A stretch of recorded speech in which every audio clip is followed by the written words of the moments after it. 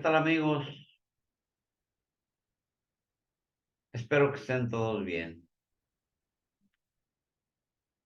Y bien, después del receso que hubo en las bolsas americanas el día de ayer por el día de Thanksgiving Day, eh, vamos a abordar, ¿verdad?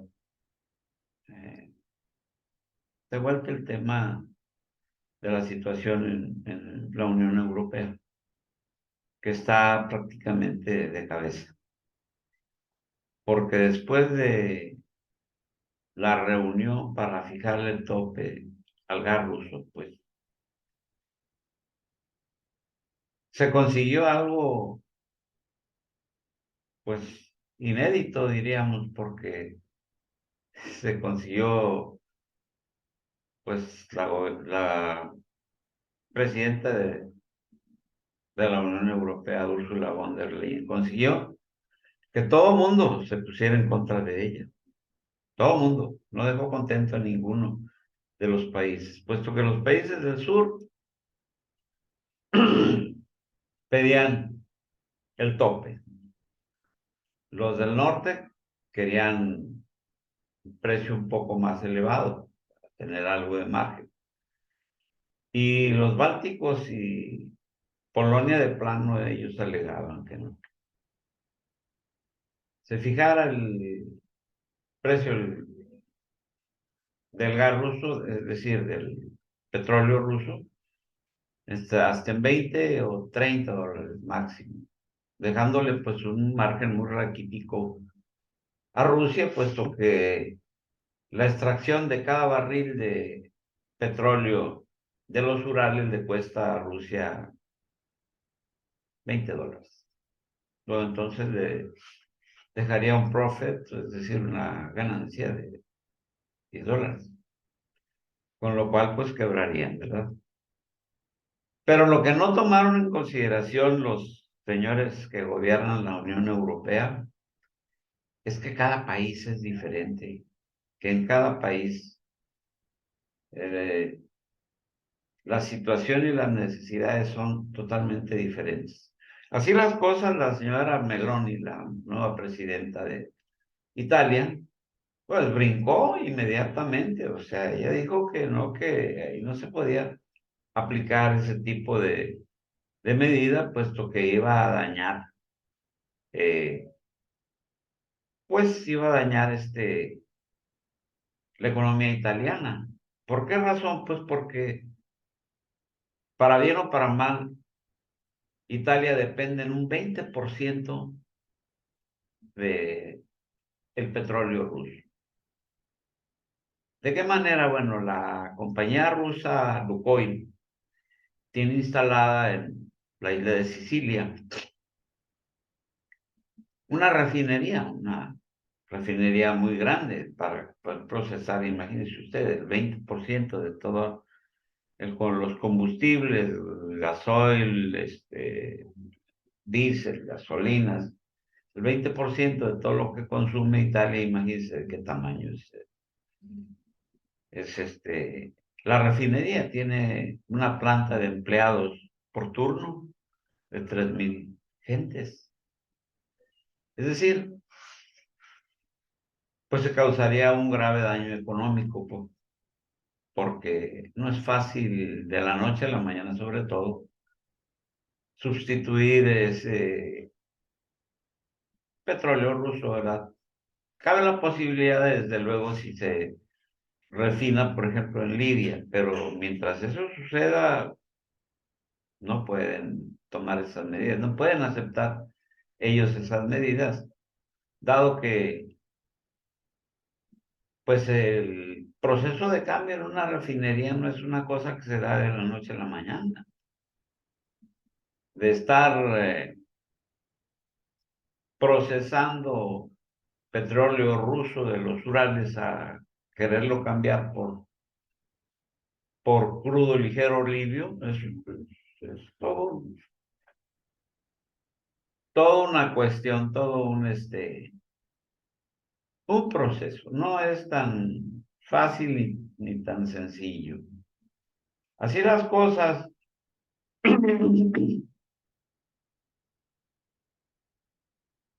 Cada país tiene su posicionamiento, son distintos en todos los países, son distintos las necesidades. Y tratar de imponer una medida así de la noche a la mañana de ese tipo, pues llevaría al caos a la Unión Europea. Cosa que le están consiguiendo, pasito a pasito, pero están llevando a la ruina a la Unión Europea. Y si de eso se trata el trabajo de la señora von der Leyen, pues lo están consiguiendo muy bien. Así las cosas, vienen serias dificultades. Y ni siquiera para el día 3 de diciembre que se citaron a otra reunión, se ve posibilidades de que vayan a poder implementar esa medida. Habida cuenta que ya se les advirtió, ya Rusia les advirtió que si se llevan a cabo ese tope va a haber serias dificultades para el mundo. ¿Por qué razón? Pues porque Rusia puede recortar, puede reducir eh, la producción de gas o de petróleo, o de ambas cosas, y eso llevaría pues a una subida de los precios, a que se dispararan, porque no es fácil eh, así nada más de la noche a la mañana hacer que otro país cubra el hueco que deje la falta de producción de Rusia. Ni es tan fácil como se imaginan los señores que dirigen la Unión Europea, como la señora von der Leyen, que quiere hacer la transición así, cerrar de golpe y ya, te vas, ¿no? Ya la misma Alemania tuvo una experiencia, pues difícil. Allá por el mes de julio, agosto, expropiaron las tres refinerías propiedad de Rusia que tiene o que tenía en Alemania. Las 3 de la noche a la mañana, Olaf Scholz, ¡pum!, las nacionalizó, las expropió o se las quitó a Rusia, como usted le quiera llamar. El punto es que esas tres refinerías estaban abastecidas por un gasoducto de nombre Druzhba, que en ruso quiere decir esperanza. Y bien, muy bien, ya se quedó Alemania con las refinerías, pero ¿y el petróleo? ¿Cómo lo es? Expropiar. Seguía viniendo por los gasoductos Druzhba. Pero llegó la maravillosa idea ¿no?, que se eliminara los gasoductos y que se importara petróleo de otro país. Como si fuese muy fácil reconvertir una refinería que está diseñada desde un principio y que tiene todos sus componentes para refinar gas ruso de los Urales. Y como les decía anteriormente, no es lo mismo procesar un petróleo ruso de los Urales que traer un petróleo libio, un petróleo árabe, petróleo de donde usted quiera. Son muy distintos. Cada refinería se diseña de acuerdo al crudo que vaya a procesar. Es decir, usted no puede arbitrariamente meterle otro tipo de petróleo. Los hindús, por ejemplo, compran petróleo de todo el mundo. lo mezclan y sacan ellos una mezcla de petróleo, que esa es la que refinan en todas sus refinerías, valga la redundancia. Y no pueden arbitrariamente meterle de otro tipo de petróleo que no sea el que ellos, para el que ellos ya configuraron sus refinerías. Así las cosas, ahí los alemanes tuvieron un pequeño o gran problema, puesto que a pesar de las ganas de desconectar del petróleo ruso las refinerías y usarlas, eh, para refinar otro tipo de crudo, lo único que causaron fue un gran desabasto en Europa de gasoil, diésel y gasolina.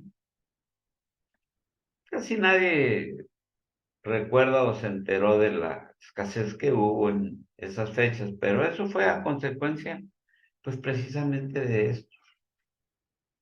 Por esa razón está protestando la señora Meloni, presidenta de Italia, eh, puso el grito en el cielo, puesto que pues se iba a perder ni más ni menos que del 20% del total del combustible, llamémosle diésel, gasolina y gas avión y todos sus derivados. Y así las cosas, pues no era nada más de aplícale sanciones, ponle un tope al petróleo ruso, lo cual pondría en riesgo del abasto, no nada más de Italia, sino de toda la Unión Europea. Y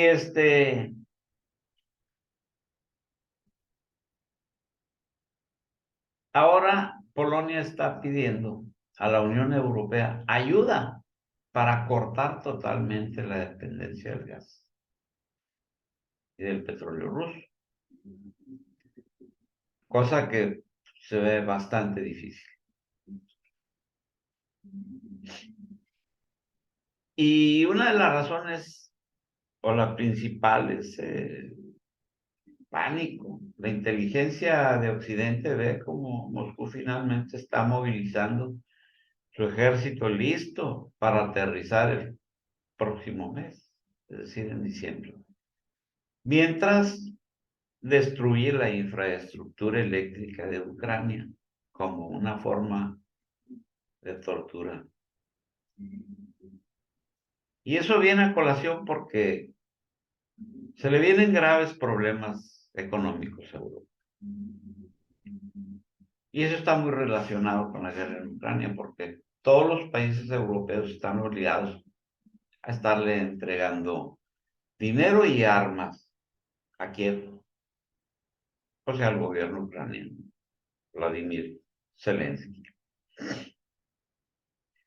Y como viene la situación económica, es muy difícil que pueda soportar la Unión Europea el peso de estar financiando la guerra. Habida cuenta de que están ya financiando pues prácticamente un caso perdido, porque ya la infraestructura eléctrica de Ucrania se fue al suelo. Esos días de febrero en los que se enviaban 100,000 soldados y que las milicias de la República Popular de Donetsk y la República Popular de Lugansk, más los comandos Wagner y los chechenos de Kadyrov, hacían la mayor parte del trabajo pesado. Esos días quedaron atrás. En general, los rusos y los rusófonos se enfrentaban a hordas militares ucranianas, quizás hasta 1,000,000 de gentes. El milagro de todo es que los rusos, pues, resistieron bastante bien, y pese a lo que nos digan y que llevan en retroceso al ejército ruso y que ya merito, los acabamos, pues basta ver un mapa,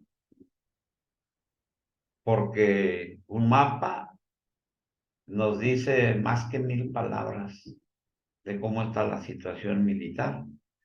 Veamos el mapa en enero y veamos el mapa en el actual mes de noviembre y lo único que se ve es que ya le quitaron un 20% de su territorio a Ucrania, ya le destruyeron toda su infraestructura eléctrica, los tienen sin agua, sin luz, sin los servicios básicos. ¿Quién va ganando la guerra? ¿Que Europa no se da cuenta de eso? ¿O acaso se cree todo lo que dicen sus medios de comunicación?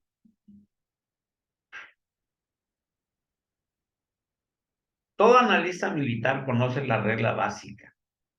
Una fuerza de invasión debe tener 3 veces más que la fuerza defensora. El ejército ruso al comienzo de la operación especial estaba en una pequeña fracción de esa regla. Podría decirse que las Fuerzas Armadas rusas tienen un ejército permanente de 1.3 millones de soldados. Seguramente podrían haber ahorrado algunas decenas de miles, más que los 100,000 iniciales. Pero no lo hicieron, fue una decisión política. Pero ahora ha terminado en otra cosa. Este es un territorio de operaciones especiales antiterroristas y una secuencia de ataques terroristas dirigidos al gasoducto Nord Stream o a los gasoductos Nord Stream 1 y Nord Stream 2, el puente de Crimea, la flota del Mar Negro y finalmente demostró la inevitabilidad de ir más allá de una mera operación militar. Sí, y esto nos lleva a la guerra eléctrica. Ustedes saben, al ataque de todos los sistemas misilísticos rusos en contra de las plantas eléctricas. La guerra eléctrica se está manejando esencialmente como una táctica, lo que lleva a la eventual imposición de términos de que Rusia es un posible armisticio, que ni la inteligencia angloamericana ni la gente de la OTAN quieren. Ay, no quieren paz, quieren guerra. Incluso si hubiera un armisticio ampliamente promocionado desde hace algunas semanas, eso no terminaría con la guerra, porque los términos rusos más profundos y tácitos, el fin de la expansión de la OTAN, la indivisibilidad de la seguridad, fueron explicados en detalle tanto a Washington como a Bruselas en diciembre pasado y posteriormente descartados. Rusia los puso sobre la mesa, les pidió una respuesta.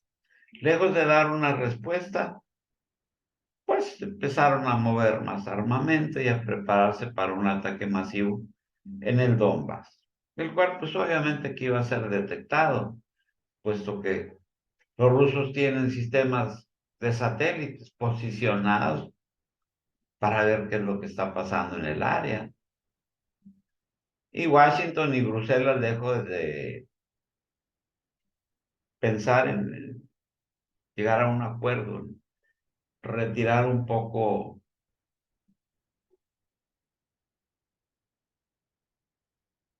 sus cohetes, su armamento. Pues no, no aceptaron. Rusia quería garantías, no se las dieron. Lejos de darle garantías, ponen más tropas en el Donbass y se enteran los rusos de que tenían planeado una invasión a gran escala. ¿Qué hicieron? Se adelantaron.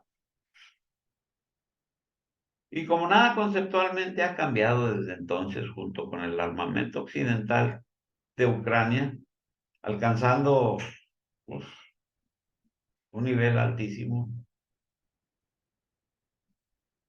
El Stavka de la era de Putin no pudo sino expandir el mandato inicial de la operación especial y sigue siendo la desnazificación y la desmilitarización. Sin embargo, ahora el mandato deberá abarcar Kiev y Lvov. ¿A qué nos referimos cuando se habla del Stavka? Aquí cabe hacer un pequeño comentario. ¿Qué es el Stavka? El Stavka es... Rusia tiene una larga experiencia en cuanto a guerra se trata. Y desde 1944, que gobernaba Joseph Stalin, cuando sufren el ataque de la Operación Barbarroja de Alemania, Stalin forma un comité, digamos, militar, que se le llamó la Stavka o el Stab, que es que en caso de guerra se hace un comité, digámoslo de esa manera, que incluye a todos los mandos militares. Vaya, de alguna manera se militariza el mando del país. Así las cosas, eso comienza con la actual campaña de deselectrificación, que va mucho más allá del Dnieper.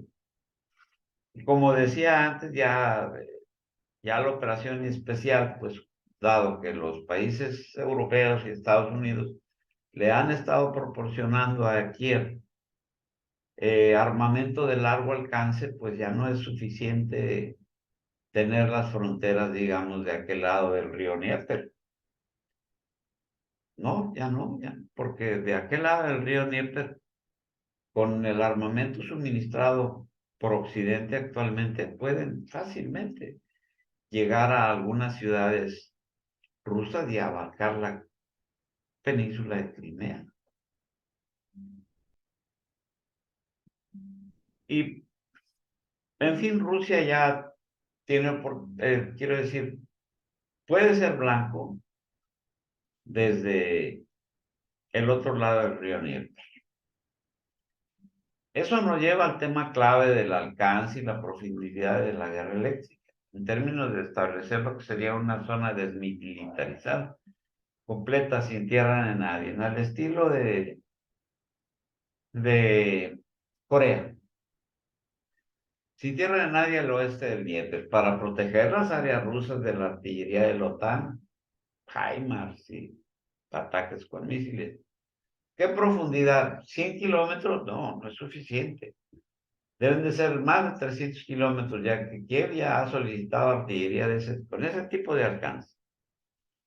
Luego, entonces, lo crucial es que allá por julio esto ya se estaba discutiendo extensamente en Moscú, en los niveles más altos de Stavka, es decir, del comité, porque eh, ya no está gobernando nada más Vladimir Putin, es todo el cuadro militar que está co-gobernando con Putin. Y en una extensa entrevista en julio, el ministro de Relaciones Exteriores, Sergei Lavrov, soltó al ratón o dejó caer el gato fuera de la bolsa. Y este proceso continúa y consistente y persistentemente, y continuará mientras Occidente en su impotencia, desesperada por agravar la situación, tanto como sea posible, sigue inundando a Ucrania con más y más armas de largo alcance, como los HIMARS, y el ministro de Defensa, Alex Reznikov, se jactaba de que ya ha recibido municiones de 300 kilómetros, el ministro de Defensa ucraniano. Eso significa que nuestros objetivos geográficos se alejarán aún más de la línea actual. No podemos permitir que la parte ucraniana que controla Volodymyr Zelensky o quien lo reemplace tenga armas que representen una amenaza directa para nuestro territorio, explicó el canciller Lavrov, o las repúblicas que han declarado su independencia y quieren determinar su futuro propio. Es decir, ya desde junio Lavrov la soltó y pues declaró que no se podía permitir que el enemigo tenga armas que representen una amenaza directa. Las implicaciones son claras, por mucho que Washington y la OTAN estén aún más desesperados por agravar la situación tanto como sea posible. Y ese es el plan A, no hay plan B. Geoestratégicamente los estadounidenses están intensificando el nuevo gran juego. La desesperación aquí se explica al tratar de controlar la energía y los corredores fijando el precio. Mientras Rusia, pues, permanece tranquila, ya que continúa invirtiendo en gasoductos que van hacia el oriente, hacia Asia, solidificando el corredor internacional de transporte norte-sur, multimodal, con socios claves como la India e Irán, y está fijando el precio de la energía a través de la OPEP. ¿Qué significa eso? Significa que pues la guerra es entre la OTAN, los Estados Unidos y Rusia. Sin embargo, ¿quién le está ganando? Pues ninguno de los dos. Quien está ganando es China, porque se está quedando con toda la cantidad de energéticos que estaba recibiendo Europa a precios baratísimos. Entonces, ¿quién va ganando? La guerra es China. Como las noticias de los campos de batalla en Crimea prometen ser aún más sombríos bajo el mando del general Invierno, al menos se puede encontrar consuelo en la esfera cultural, ¿verdad? A decir de, pues Europa, puesto que pues, tratan de distraer eh, a su gente con programas muy bonitos, pero la realidad es muy cruda. Y eso se traduce en que todo va bien en lo que respecta al proyecto de destrucción de Europa. Desindustrialización. Y ser feliz danza del arco iris con todas las melodías y lo que tú gustes, ¿verdad? Y además con todo el cuento ese de las energías renovables, todo eso. Y hacer la apología de los valores europeos. Y el flashback rápido para contextualizar dónde estamos siempre es útil. Ucrania fue parte de Rusia durante casi 4 siglos. La idea misma de su independencia se inventó en Austria durante la Primera Guerra Mundial con el propósito de socavar al ejército ruso. Y eso ciertamente sucedió. La independencia actual se estableció para que los oligarcas trotskistas locales pudieran saquear la nación, cuando un gobierno alineado con Rusia no estaba a punto de actuar contra, estaba a punto de actuar en contra de los oligarcas. Es decir, toda esa caterva de oligarcas ucranianos son de filiación trotskista,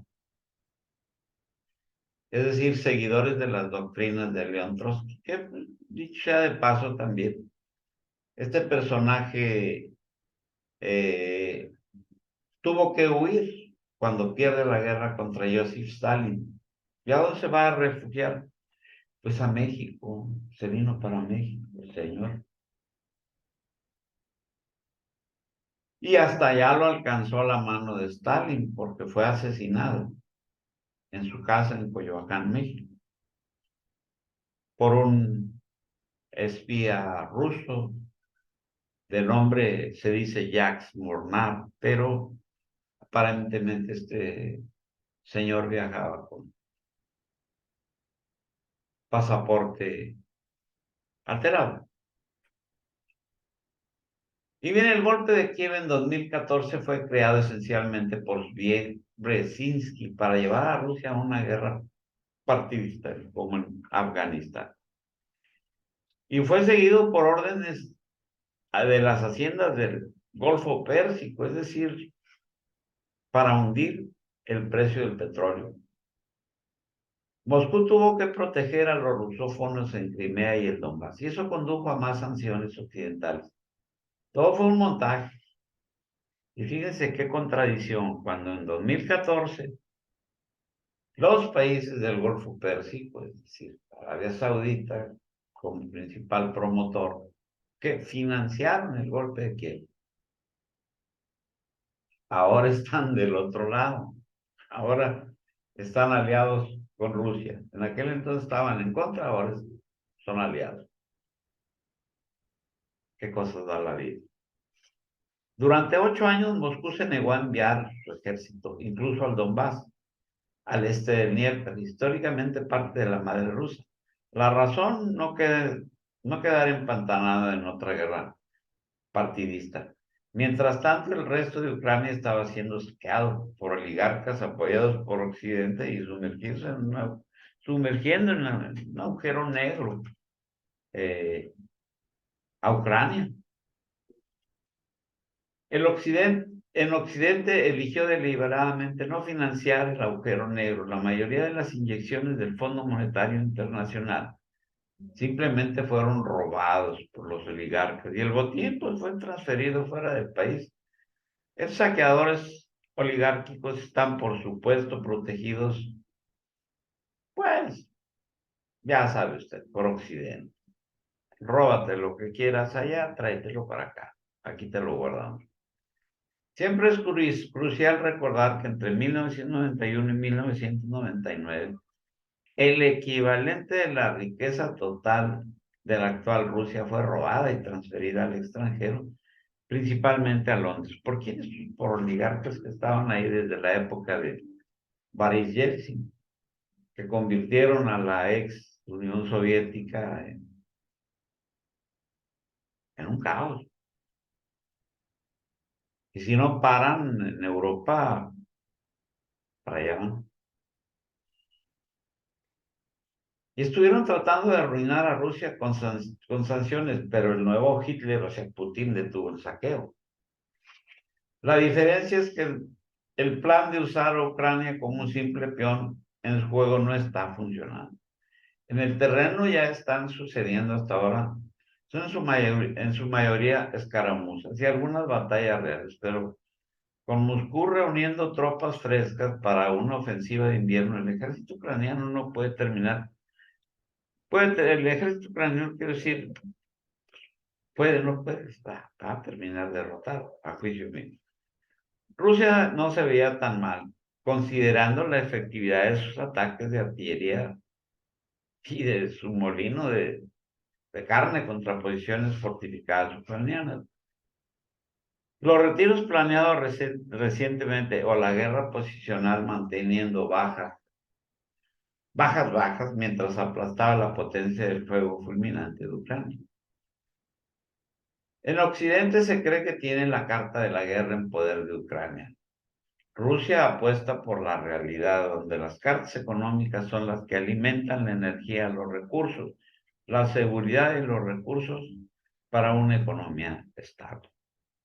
Mientras tanto, como si la Unión Europea o la Unión del Suicidio Energético no tuviera que enfrentarse a una pirámide, a un calvario, seguramente esperará tener un llamado a su puerta al menos con 15 millones de ucranianos desesperados que escapan de los pueblos y ciudades sin energía, sin agua, sin ningún servicio básico. Es decir, se estima que va a haber una migración de 15 millones. La estación de trenes de Gerson, temporalmente ocupada, es un ejemplo gráfico. La gente aparece constantemente para calentarse y cargar sus teléfonos celulares. La ciudad no tiene electricidad, ni calefacción, ni agua. Y la estación de trenes de Gerson, pues tiene plantas que lo abastecen de energía eléctrica. Y la gente acude a dicha estación de trenes para tener un rato de calor mientras se conecta su teléfono de celular, que no tiene ni lo hace. Las tácticas rusas actuales son absolutamente opuestas a la teoría militar de las fuerzas concentradas desarrollada por Napoleón. Eso es por eso que Rusia está acumulando serias ventajas. Y por supuesto, como dijo Vladimir Putin, todavía no empezamos. A todas luces, aquí cabe una reflexión, pero al parecer es mucho pedir de los líderes de la Unión Europea, porque una tras otra son puras torpezas. A juicio mío ya les hace falta jubilarse, dejarle el mando a otras personas que tengan, que piensen con la cabeza, no con el hígado. Así las cosas, es todo por este video. Les doy las gracias. eh, Les doy las gracias por darme su tiempo. Y les pido que me regalen un like o un dislike si le gustó o si no le gustó el video. Y si quiere usted hacer algún comentario o si quiere que le prepare un video acerca de cualquier acontecimiento de geopolítica del mundo, háganmelo saber y con mucho gusto lo subimos. Muchas gracias y nos vemos en el próximo video.